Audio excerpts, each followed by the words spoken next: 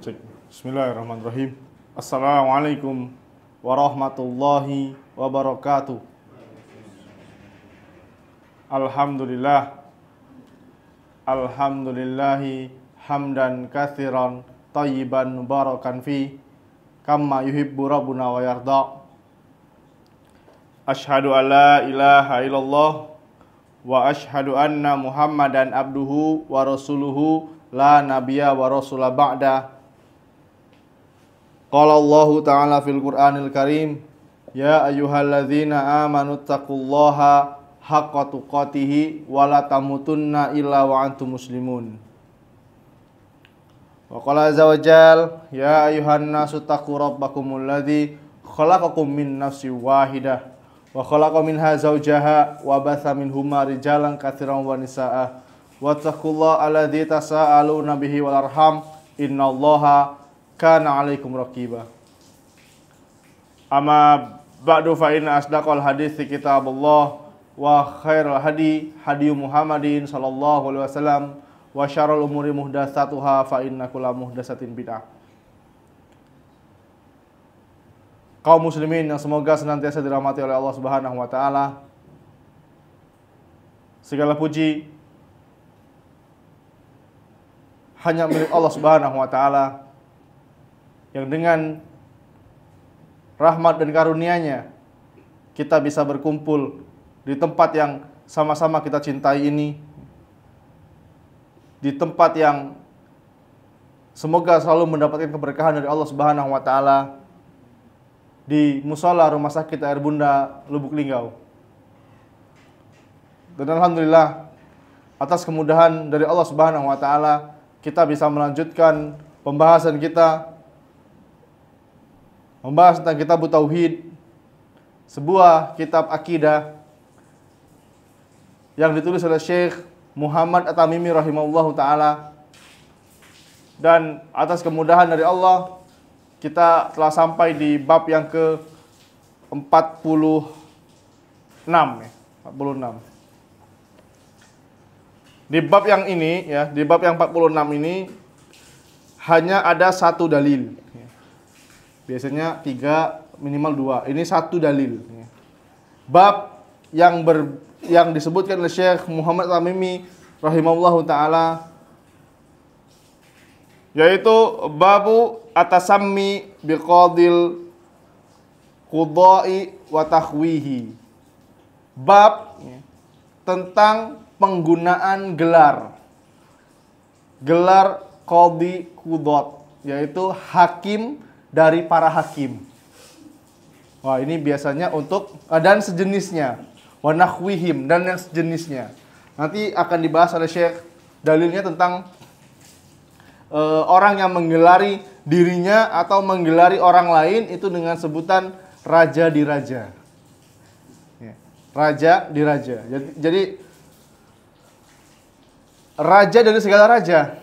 Nah, ini nggak boleh. Hadisnya dari sahabat yang mulia, dari kitab Sahih Bukhari dan Muslim, dari sahabat yang mulia Abu Hurairah radhiyallahu an, bahwasanya Nabi Muhammad sallallahu alaihi wasallam beliau pernah bersabda, "Inna akhna'a ismi indallahi rajulun tasamma malikal amlak." Sesungguhnya nama atau gelar yang paling hina di sisi Allah Subhanahu wa taala adalah Malikal Amlak, rajanya para raja, raja di raja. Tidak ada raja yang memiliki kekuasaan mutlak kecuali Allah Subhanahu wa taala. Kemudian berkata Sufyan rahimahullahu taala, beliau menjelaskan seperti mencontohkan orang yang memberikan gelar Sahan Syah, yang artinya ya raja di raja ya.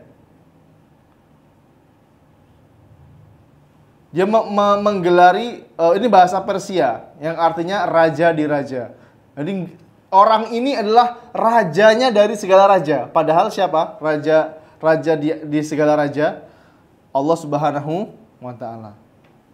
Dalam riwayat lain, dijelaskan bahwasanya orang yang menggelari seperti ini adalah orang yang paling dimurkai dan paling jahat di sisi Allah Subhanahu wa taala.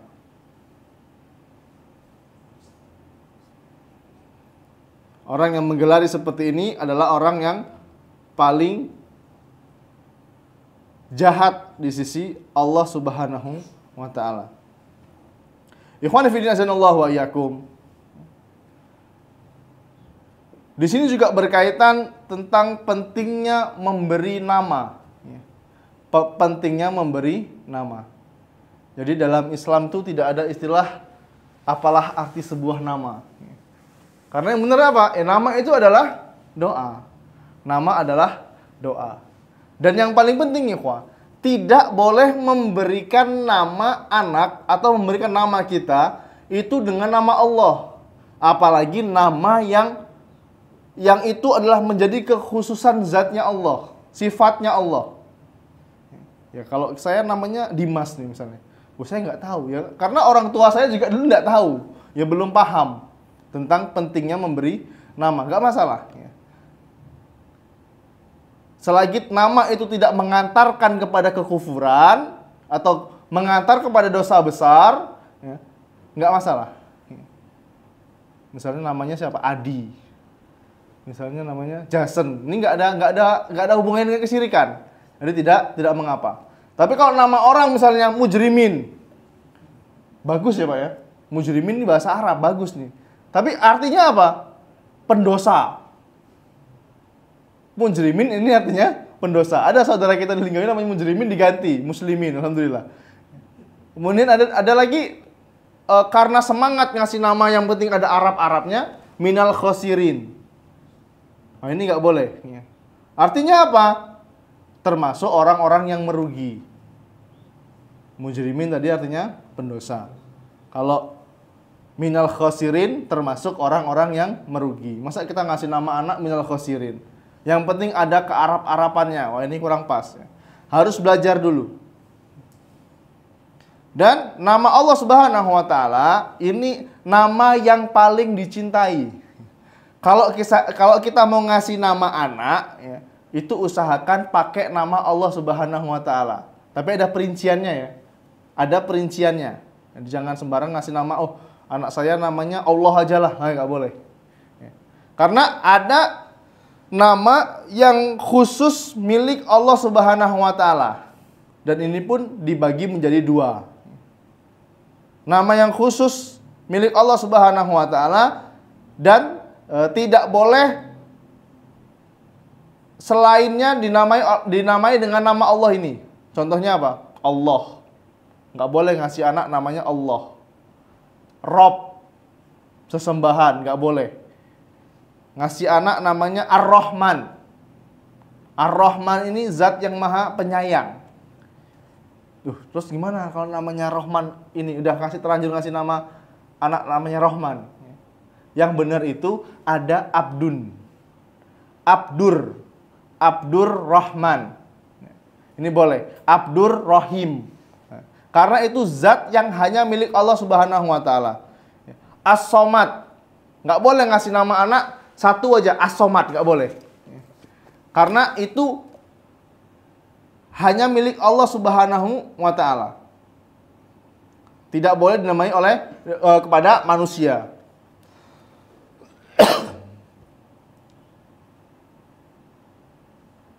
Sufyan bin Uyainah rahimahullahu taala tadi menafsirkan tentang sabda Nabi Muhammad SAW tentang Malikal Amlak, tentang raja di raja.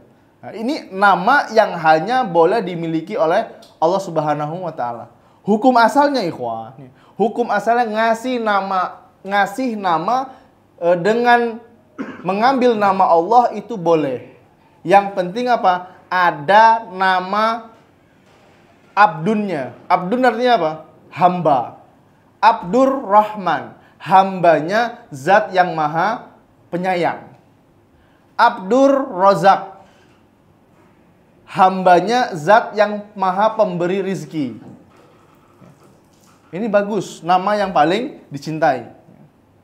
Ya, kalau kita punya anak 2024 ini, usahakan janganlah pakai nama-nama pemain bola ya. Buat apa itu loh?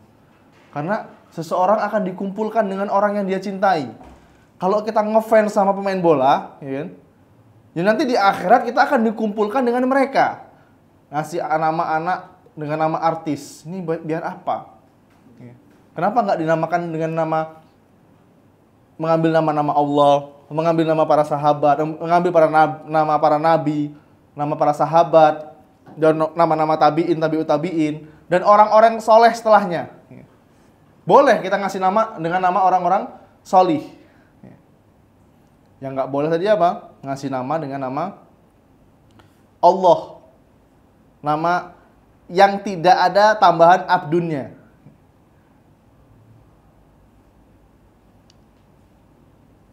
Ar-Rahman, Abdullah, hambanya Allah.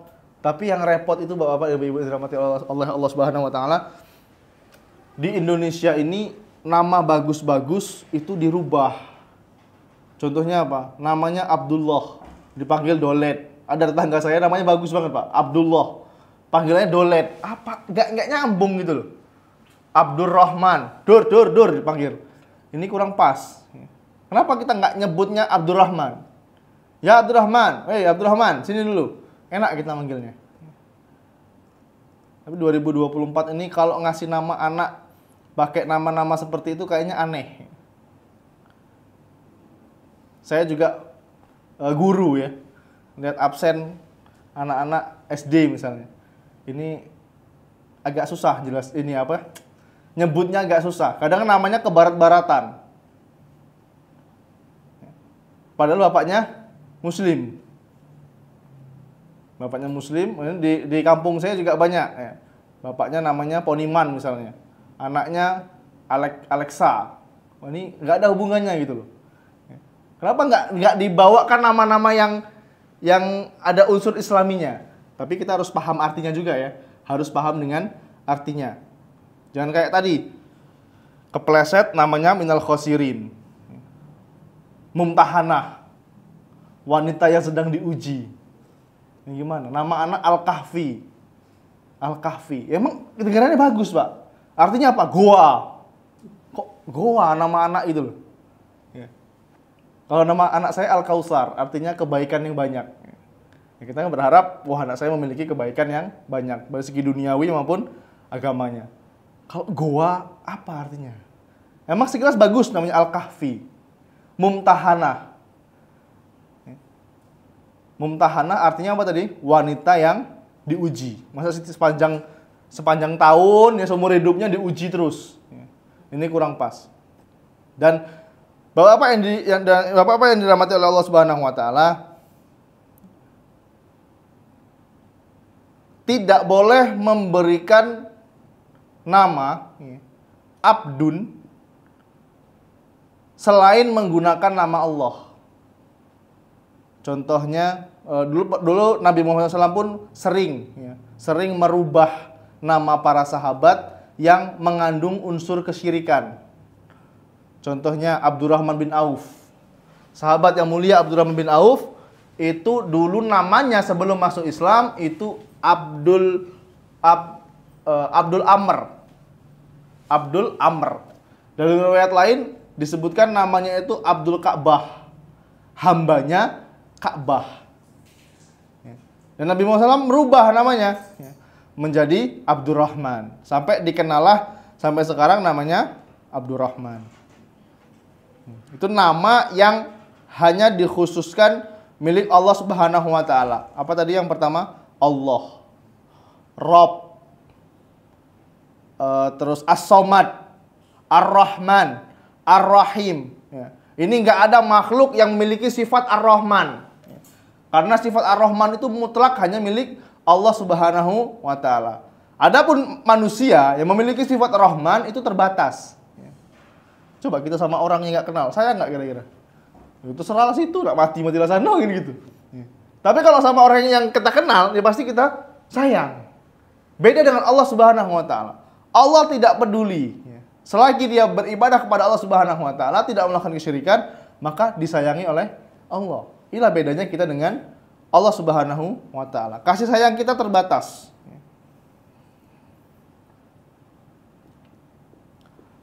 Kemudian yang kedua, jenis yang kedua, nama-nama yang tidak khusus.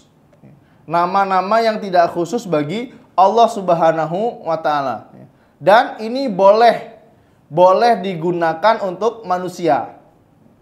Seperti As-Sami, mendengar. Manusia juga mendengar. Basir, artinya apa? Melihat. Basir artinya melihat. Ali artinya tinggi. Tapi jangan seperti orang-orang Syiah. Orang-orang Syiah, sekte sesat ini, Pak Ustadz ini menyesatkan ya, karena MUI dan para ulama sudah menjelaskan bahwa sekte Syiah itu sesat. Mereka banyak memberikan nama kepada anak-anak mereka itu dengan nama Abdul Ali.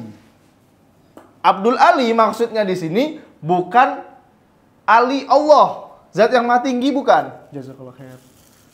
Tapi Ali bin Abi Thalib radhiyallahu an. Nah, ini nggak boleh.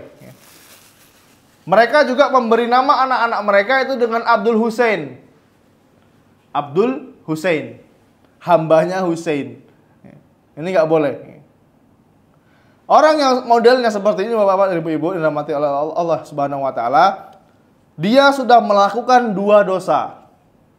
Yang pertama, dia memberikan nama kepada yang menyandarkan kepada selain Allah.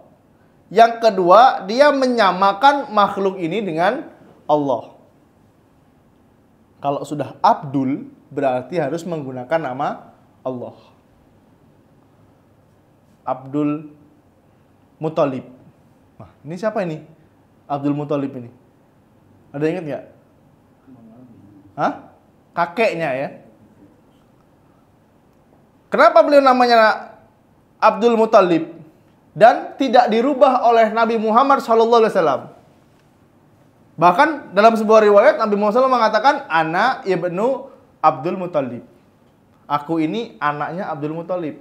Abdul hamba, Muthalib nama orang.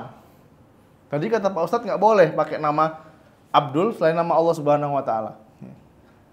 Ini ada kisahnya Bapak-bapak dan Ibu-ibu. Ini ada kisahnya.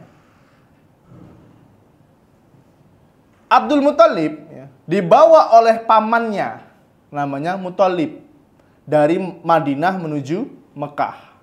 Di zaman itu panasnya luar biasa. Abdul Muthalib ini masih kecil. Dari Madinah menuju Mekah itu panasnya luar biasa. Nggak ada kereta cepat. Kalau sekarang ada kereta cepat ya. Naik bis bisa ya. Kalau zaman dulu nggak ada kereta cepat. Berapa jam? 2 jam ya? 2 jam. Nggak ada naik bis, nggak ada. Dulu berhari-hari. Naik onta, naik keledai, naik kuda. Sampai ke Mekah, kulitnya menjadi hitam. Nah, karena kulitnya menjadi hitam, orang-orang di Mekah ini mengira Abdul Muthalib ini budaknya Muthalib. Abdul itu artinya hamba, hamba sahaya maksudnya.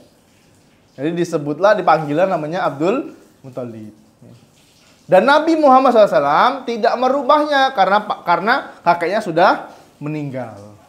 Wallahu alam bishawab. Nah, ini tadi yang kita sebutkan ya. Sami, Basir, Ali, Hakim ya. Ini nama-nama yang nama Allah tapi bukan khusus untuk Allah Subhanahu wa taala. Rasyid ya, yang maha lurus ya. Kemudian masih banyak lagi nama-nama Allah Subhanahu wa taala. Dari keterangan yang sudah kita sebutkan, siapa saja yang memberi nama Abdul Karim, hamba zat yang maha mulia. Abdul Aziz, hamba zat yang maha perkasa. Atau Abdul Hakim. Lalu ada orang yang memanggilnya Karim. Ada orang yang memanggilnya Aziz. Aziz, nah gitu. Ada yang manggilnya Hakim. Nah, ini tidak mengapa. Ini boleh. Yang nggak boleh tadi siapa? Ar-Rahman. Rahman, ini kurang pas. Nggak boleh. Harus menyebutkan Abdur Rahman. Abdul Somad. Nggak boleh manggil orang Somad, nggak boleh. Karena itu nama khusus untuk Allah Subhanahu wa Ta'ala. Ada lagi model orang yang saking bencinya pada oknum, ini mengambil nama Allah untuk menjatuhkan kehormatan orang tersebut. Contohnya Abdul Wahab. Abdul Wahab ini bapaknya Muhammad. Muhammad bin Abdul Wahab. Siapa Muhammad bin Abdul Wahab ini? Dia seorang pemuda yang waktu itu menghancurkan jenis-jenis ritual-ritual kesyirikan di negerinya. Saking bencinya orang sama dia, orang yang mengikutinya, yang mengikuti dakwahnya Muhammad bin Abdul Wahab, itu disebut Wahabi. Disebutlah Wahabi. Karena apa? Mengikuti dakwahnya Syekh Muhammad bin Abdul Wahab. Kalau kita mau berpikir,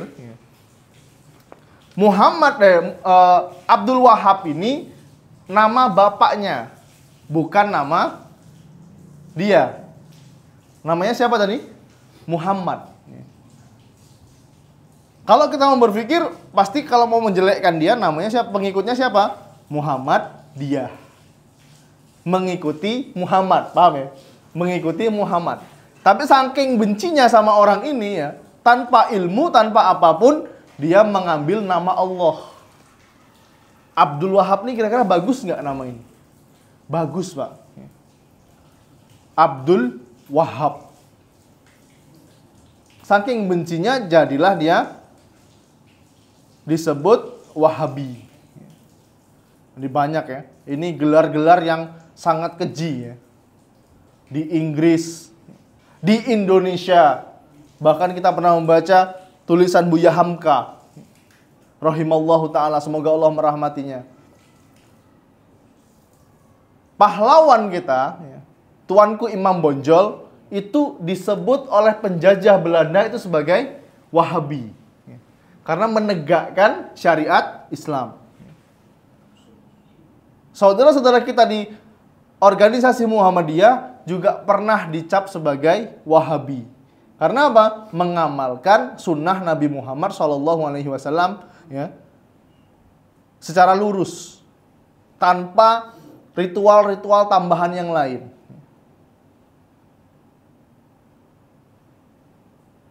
Ini pentingnya kita belajar ilmu agama, Pak. Kalau kita tidak belajar ilmu agama, ya, kita akan mudah memberi nama anak kita. Memberi nama anaknya Aziz. Udah Aziz saja, nggak ada Abdulnya. Bagus namanya. Harusnya gimana? Ditambah pakai Abdul. Namanya anaknya Rohman. Rohman. Harusnya gimana? Abdul Rahman. Abdur Rahman. Ya. Abdul Ghani. Nama anak kami dia. Abdul Ghani. Hambanya zat yang maha kaya. Masya Allah. Namanya bagus, Pak. Ini jangan malu kita ya, memberikan nama anak-anak kita dengan nama-nama yang islami. Jangan kalah sama mereka yang memberikan nama anak-anaknya dengan nama-nama pemain bola kafir. Nama anaknya siapa? Cristiano Ronaldo. Nama anaknya siapa? Lionel Messi. Waduh, gimana ini? Apa unsur doanya apa di situ? Gitu loh. Oh, biar anak saya kuat tendangannya kayak Lionel Messi, Ustaz. Kira-kira dia agamanya apa, Pak? Nggak tahu gitu ya. Allahu a'lam ya. Bukan urusan kita juga. Ya.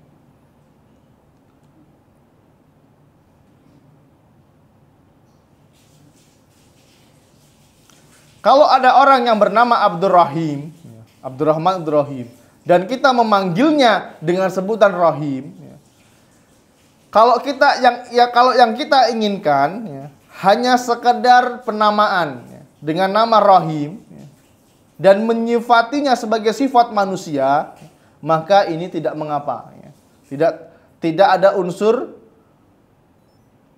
zatnya Allah di situ. Kita niatnya manggilnya ya Rahim aja. Kalau ada orang namanya Abdurrahim, misalnya nih, ada orang namanya Abdurrahim atau Abdurrahman, kita panggil Rahman.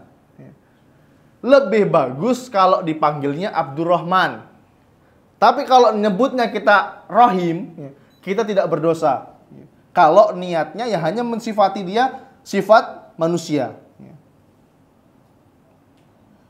Atau nama kesayangan misalnya. Abdun. Kita punya anak namanya Abdurrahman. Manggilnya Abdun. Ini tidak mengapa. Ini tidak mengapa. Bapak-bapak dan ibu-ibu yang dirahmati oleh Allah Subhanahu wa taala. Dalam hadis ini, pokok pembahasan kita adalah Malikul Amlak. Raja di raja. Atau hakimnya para hakim. Kalau pembahasan stop sampai situ, maka tidak boleh. Maka ini adalah sebuah kesyirikan. Woi, Dioni, karena dia itu terlalu bagus ya. Dia jadi hakim. Hakim sama jaksa beda nggak? Beda ya? Oh beda, saya nggak paham juga. Kalau hakim itu yang memutuskan ya, hakim itu yang memutuskan. Kalau kinerjanya sangat bagus, kita tuh seneng sama dia. Akhirnya memuji, wah Dioni hakim dari segala hakim. Di Linggau. Nah ini boleh. Ada kalimat apa? Di Lubuk Linggau. Kalau dia mengucapkan dia ini hakim di segala hakim. Stop. Maka ini dosa besar. Dia meniadakan Allah Subhanahu wa taala. Kalau dia menyebutkan dia ini hakim di segala hakim di negeri Indonesia, berarti semua hakim di Indonesia ini kurang bagus. Yang bagus ini si fulan ini. Maka ini tidak mengapa.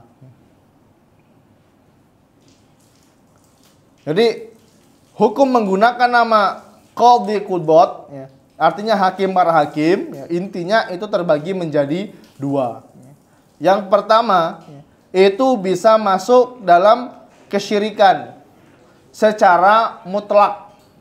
Kalau dia meyakini bahwasanya tidak ada hakim yang paling hebat kecuali fulan ini. Padahal masih ada siapa? Allah Subhanahu wa taala. Ini nggak boleh hulu.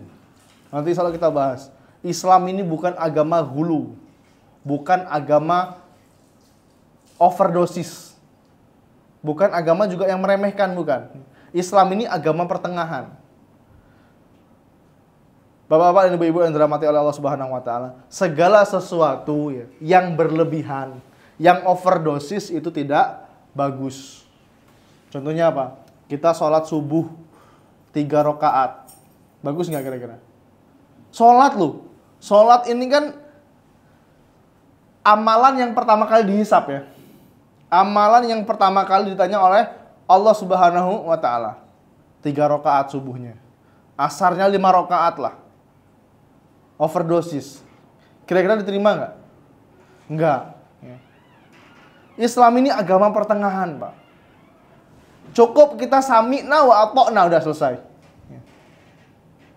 Jadi muji orang juga jangan berlebihan. Boleh kita memuji orang, tapi hati-hati, jangan berlebihan. Ini kalau ketemu nih, Masya Allah, Barakallahu fiq akhi, wah ya antum hari ini belaga nih anakhi. Ini berlebihan menurut saya. Setiap ketemu ya, kalau sekali-sekali nggak masalah. Ini kalau setiap ketemu pasti mujinya kayak gitu terus. Oh ya antum nih kalau ceramah, Masya Allah, luar biasa, sampai ternangis-nangis dengar ceramah antum ini. Nah ini mulai nih. Ini kalau mau muji orang harus berhati-hati.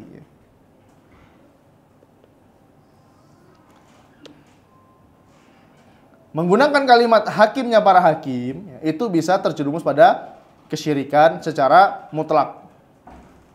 Yang kedua, boleh menggunakan kalimat hakimnya para hakim, tapi ada batasan waktu dan tempat. Kayak tadi sudah kita jelaskan. Anda ini adalah hakimnya para hakim di Indonesia. Ustadznya para ustadz di Indonesia. Ini boleh.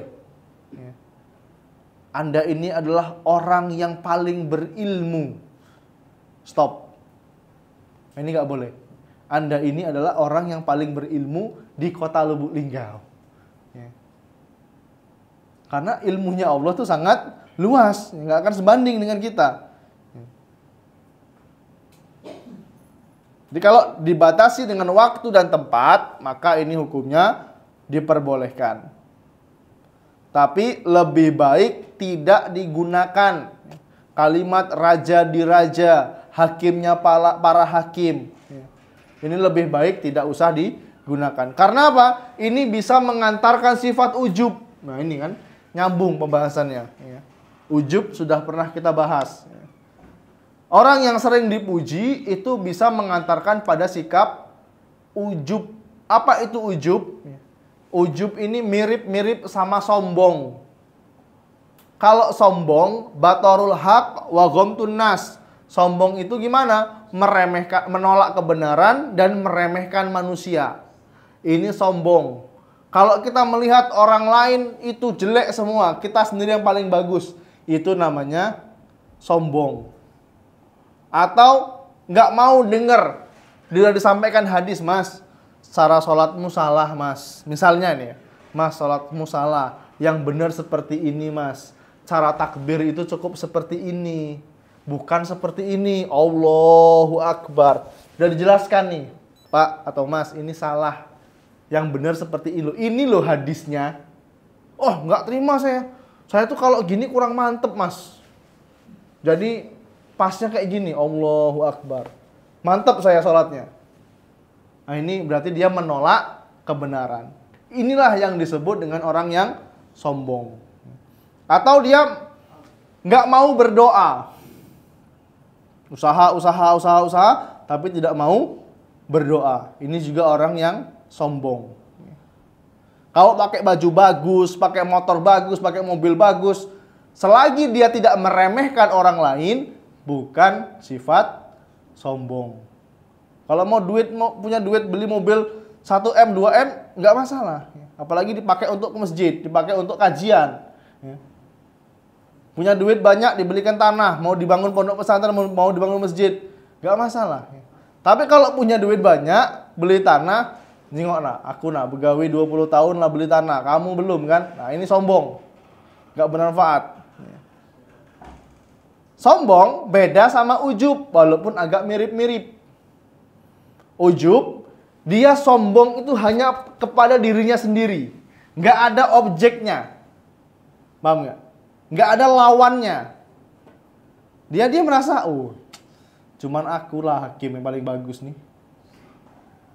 Cuman akulah rasulku yang sholat tahajud nih 8 rakaat nih.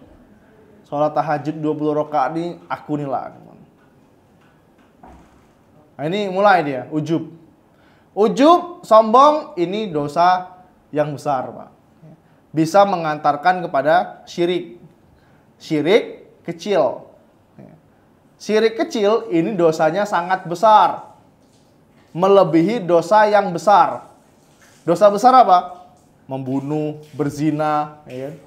Apalagi durhaka kepada orang tua. Syirik kecil itu dosanya lebih besar lagi. Ini jangan main-main. Ini amalan yang paling ditakutkan oleh Nabi Muhammad SAW. Penyakit ini. Ujub, sombong, sum'ah, seneng didengar, seneng kalau namanya itu disebut-sebut. Riya, ini penyakit hati, Pak. Ini pembahasannya hari Sabtu sebenarnya. Ini penyakit hati yang ditakutkan oleh Nabi Muhammad SAW. Kita yang disibukkan dengan ilmu, kita yang disibukkan dengan ibadah, setan nggak bisa lagi, Pak, menggoda kita. Ayo, kamu syirik, yuk, kamu nyembah pohon, nggak bisa lagi. Kita sudah tahu ilmunya. Tapi setan ini menggoda kita dengan cara apa? Dibuatnya kita ini sombong. Dibuatnya kita ini ujub. Dibuatnya kita ini riya. Beda kalau ini ya, aku udah gagal sholat duha di kantor, ngapo? Aku takut riya. Nggak ada urusannya Pak. Kalau mau sholat, sholat aja, nggak usah takut riya. Nggak ada urusannya. Ini bahaya Pak. Jadi sombong, ujub, riya, sum'ah ini penyakit hati. Dan ketika kita memuji orang, ini akan mengantarkan pada sifat ujub dan sombong. Dia akan mulai meremehkan orang lain. Dia akan meremehkan orang lain. Ini bahaya. Kau nih hakim yang paling bagus. Mulai dia. Mulai dia berbangga dengan dirinya.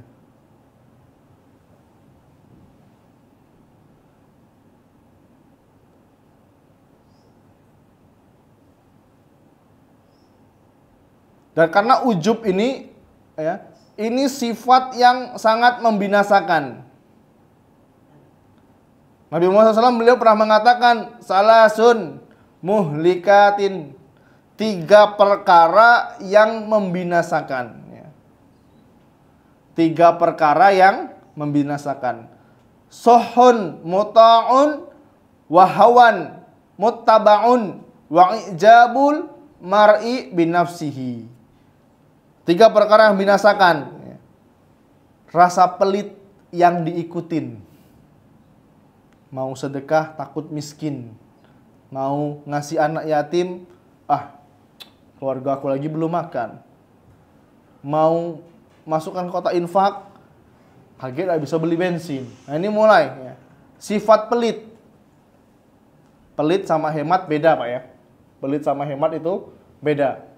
Kadang juga susah membedakannya mana pelit, mana hemat. Tapi yang disebut oleh Nabi Muhammad SAW di sini adalah sifat pelit yang diikutin. Mau ngeluar duit ini susah banget gitu loh. Mau sedekah ini susah. Nah ini karakter Pak. Yang seperti ini biasanya karakter. Kalau nggak dilawan susah kita berubah. Ada orang yang ketika ada flyer open donasi ya, orang sakit butuh duit segala macamnya, orang datang ke kita minjem duit. Ini nggak pakai mikir 2 kali lagi. Berapa butuhnya? 10 juta langsung transfer. Udah ya masuk ya. Ini ada orang modelnya seperti ini. Dia mengalahkan rasa pelit yang ada di dalam hatinya. Kemudian perkara yang membinasakan hawa nafsu yang diikuti. Hawa nafsu yang diikuti. Ini bahaya Pak.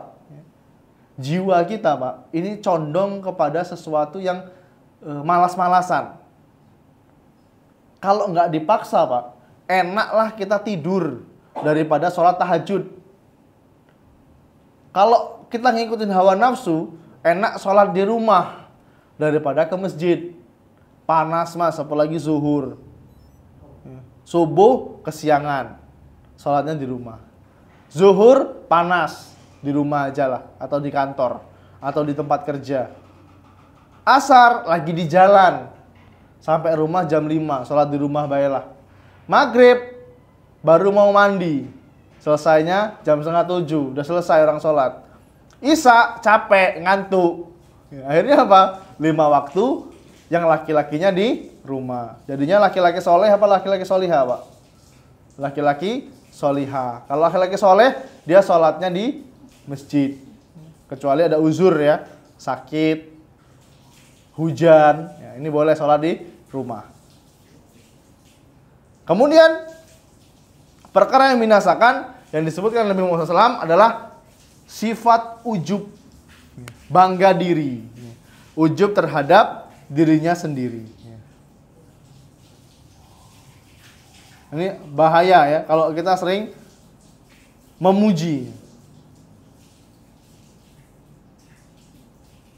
Dari Abu Bakrah radhiyallahu anhu bahwa seorang laki-laki ya, disebut-sebut, si fulan. Kita lagi bermajelis nih. Kak Wendy nggak ada. Kak Wendy itu ya, baik nih ya, dia tuh, terus muji-muji dia terus. Sampai Nabi Muhammad SAW mengatakan, waihaka qata'ta unuqa sahibika. Celaka kamu. Kamu telah memenggal leher saudaramu. Karena apa? Neman nigo dipuji. Neman terlalu memuji. Karena Umar bin Khattab radhiyallahu an, beliau pernah mengatakan al-madahu dzabahu. Pujian itu adalah penyembelihan. Orang yang suka dipuji, dia ujub, akhirnya apa? Amalannya bisa hilang. Contoh gini, Mas, ngopi Mas. Oh enggak, aku puasa. Aku ini ya itulah, amal Senin, Kamis ini kadang puasa terus aku nih. Jadi afwan ya, enggak bisa aku minum kopi. Puasa aku. Aku lah rutin soalnya sudah 5 tahun ini puasa terus. Padahal yang ditanya apa? Ngopi Mas. Jawabannya cukup apa? Iya atau tidak. Enggak perlu tambah-tambah yang lain. Ngopi Mas. Oh enggak, afwan lagi puasa. Udah selesai. Tapi kalau dia ngopi Mas. Oh enggak, aku puasa aku. Aku tuh udah 5 tahun ini ya puasa terus ya. 5 tahun ini nggak pernah mutus aku puasa Senin Kemis nih. Masya Allah ya Mas ya. Iya ya, aku nih semenjak ada kejadian itu aku puasa terus. Nah mulai dia ujub, bangga sama dirinya sendiri. Nah ini bisa menggugurkan amalannya. Orang yang muda seperti ini amalannya bisa gugur gara-gara apa? Ujub. Syirik kecil ini Pak, syirik kecil ini menggugurkan amalan. Tapi amalan yang dia banggakan aja, yang dia sebut-sebut tadi, gugur amalannya. Contoh, ini harus kasih contoh. Sholat sunnah 2 rakaat, ikhlas lillahi ta'ala. Bismillah, Allahu Akbar. Ikhlas. Rakaat pertama aman dari ikhlas. Rakaat kedua ada atasannya, ada bosnya. Akhirnya yang tadinya mau membaca surat Al-Ikhlas jadi surat An-Naba. Membacanya karena apa? Pengen dipuji bosnya ini. Assalamualaikum warahmatullahi wabarakatuh. Assalamualaikum warahmatullahi wabarakatuh. Kamu tadi sholat apa? Sholat baca apa? Lamunian. Iyo ini bos, aku kalau sholat tuh minimal An-Naba lah bos. Jadi 40 ayat bos. Oh Masya Allah ya. Gugur amalannya. Tapi gugur hanya rokaat kedua saja. Rokaat pertama aman dia. Masih dapat pahala. Makanya kata Umar bin Khattab radhiyallahu an, pujian itu adalah penyembelihan. Bisa gugur amalannya gara-gara pujian.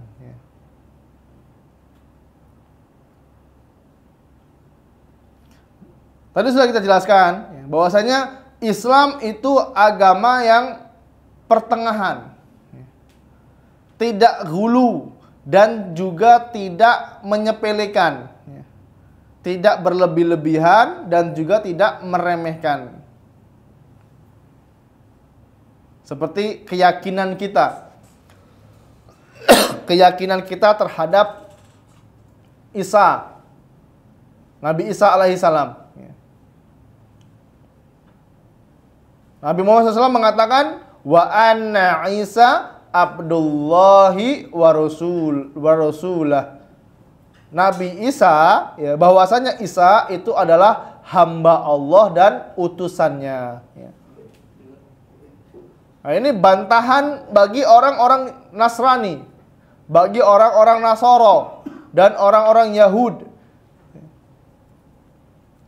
Kita ini pertengahan di antara Nasrani dan Yahudi. Tidak menyepelekan dan juga tidak berlebihan. Kemudian dalam masalah ibadah,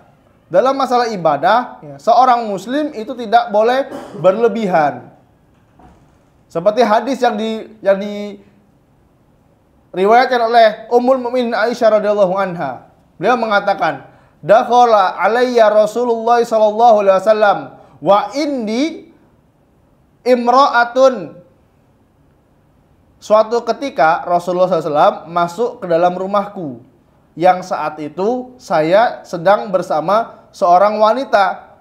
Kemudian beliau pun bertanya, beliau bertanya, man hadhihi, siapa dia ini, wanita ini siapa? Fakultu, aku mengatakan, imra'atun la tanamu tusalla. Saya menjawab, dia adalah seorang wanita yang nggak pernah tidur. Karena dia selalu sholat terus sepanjang malam. Kemudian Nabi Muhammad SAW mengatakan, alaikum minal amali ma tutiquna fawallahi la yamallahu hatta tamallu wa kana ahabbadini ilaihi madawama alaihi sahibuhu. Kemudian Nabi Muhammad SAW mengatakan, beribadahlah sesuai dengan kemampuan kalian. Fawallahi, demi Allah, dia tidak akan pernah bosan hingga kalian sendiri yang bosan. Allah tidak akan bosan sampai kita yang bosan. Dan amalan yang paling dicintai oleh Allah Subhanahu wa taala, madama alaihi sahibuhu. Amalan yang paling dicintai oleh Allah Subhanahu wa taala, amalan yang dikerjakan secara kontinu. Kontinu itu apa, Pak? Kontinu itu berkesinambungan. Lebih baik kita sholat 2 rakaat setiap malam daripada sholat 8 rakaat tapi sekali tok. Lebih baik sholat 2 rakaat sholat duha tapi terus setiap hari. Atau sepekan 7 kali lah, atau 6 kali. Sering kita melakukannya. Itu lebih bagus daripada sholat duha 4 rakaat, 8 rakaat, tapi tahun depan baru sholat lagi. Istikharah. Istikharah ini kapan? Terakhir istikharah? Kapan? Ingat nggak? Kapan kita terakhir sholat istikharah? Sebelum nikah ya. Sebelum nikah pun nikahnya cuma sekali. Berarti cuma sekali istikharahnya. Istikharah ini, Pak, ya, ini kerjakan terus. Bukan hanya masalah agama, masalah dunia. Ini boleh istikharah. Ba'da maghrib ada kajian di masjid A sama masjid B. Bareng kajiannya. Seorang muslim yang sudah kenal ilmu, dia harus istikharah. Inilah pentingnya kita, Pak, sebagai seorang penuntut ilmu. Bedanya kita orang yang sudah berilmu dengan orang awam. Orang awam ini yang pertama kali dia libatkan itu adalah Allah Subhanahu wa taala. Contoh, kita mau safar, mau keluar kota nih, ya kan? Kita harus paham dulu fikih jamak qasar.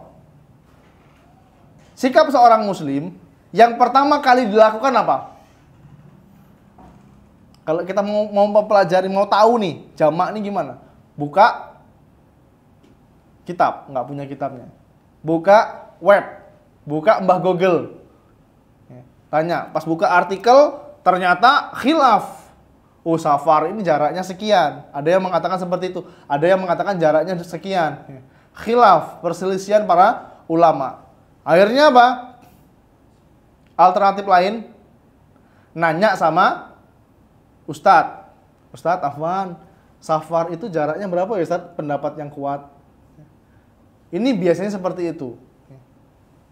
Tapi ya, sikap seorang muslim yang benar itu bukan demikian. Kalau dia melihat 2 perbedaan, yang pertama kali dia lakukan itu adalah sholat. Minta sama Allah supaya ditunjukkan mana yang paling benar. Kadang kita ini udah baca artikel 10 kali nih, nggak paham. Karena nggak diberikan taufik oleh Allah Subhanahu wa ta'ala. Paham nggak? Karena nggak dikasih taufik oleh Allah Subhanahu wa ta'ala untuk memahaminya. Ini sifat seorang muslim. Jangan dikit-dikit nanya sama ustadz. Kata Ibnu Taimiyah rahimahullah ta'ala, ini aib. Aib seorang muslim. Dia tidak melibatkan Allah di setiap urusannya. Bahkan urusan yang menurut kita remeh.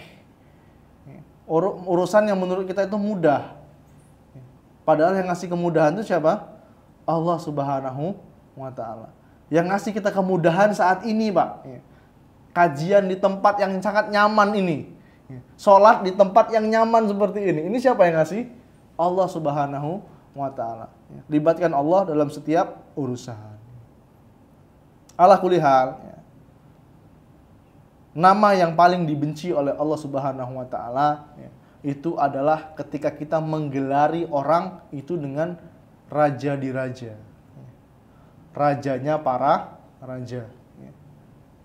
Hakim dari segala hakim. Nah, ini kalimat yang dibenci oleh Allah Subhanahu wa Ta'ala. Dan wasiat saya yang terakhir dalam pertemuan ini, berilah nama-nama yang baik untuk anak-anak kita, untuk keturunan-keturunan kita. Jangan sampai kita terpesona dengan nama Arab, bahasa Arab, tapi tidak paham artinya. Allahu a'lam bishawab. Mungkin itu dapat saya sampaikan. Kurang lebihnya saya mohon maaf, dan kepada Allah saya mohon ampun. Kami akhiri dengan doa kafaratul majlis. Subhanakallahumma wa bihamdika asyhadu alla ilaha illa anta astaghfiruka wa atubu ilaik. Assalamualaikum warahmatullahi wabarakatuh.